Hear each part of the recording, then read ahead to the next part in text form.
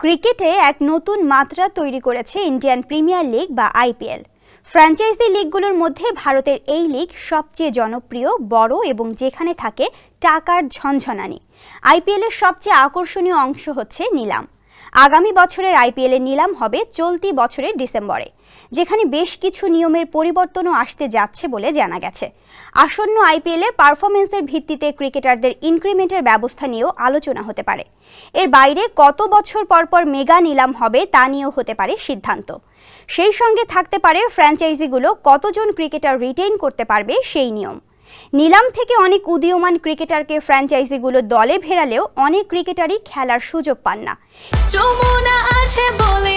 Jamuna refrigerator, খাবার fresh তো life জম্পেশ। এর ফলে আইপিএলে চালু হতে পারে ধারে ফুটবলার ছেড়ে দেওয়ার নিয়মও। এখন পর্যন্ত দলগুলো নিলাম ও রিটেন ক্রিকেটারের মূল্য মিলিয়ে 100 কোটি রুপি খরচ করতে পারে। ফ্র্যাঞ্চাইজিগুলো সেই তহবিলও বাড়াতে আবেদন করবে। ভারতীয় গণমাধ্যমের সূত্র অনুযায়ী সেটা বাড়িয়ে 110 থেকে 120 কোটি পর্যন্ত করা হতে পারে। সব মিলিয়ে আইপিএলের ব্যবসা বাড়ানোর পরিকল্পনা বিস্তারিত আলোচনা থাকবে বিসিসিআই এর এই সভায়। ফলে আইপিএলের ভবিষ্যৎ চিত্র কেমন হতে পারে তাই সভাই তৈরি করে দেবে বলে ধারণা করা হচ্ছে।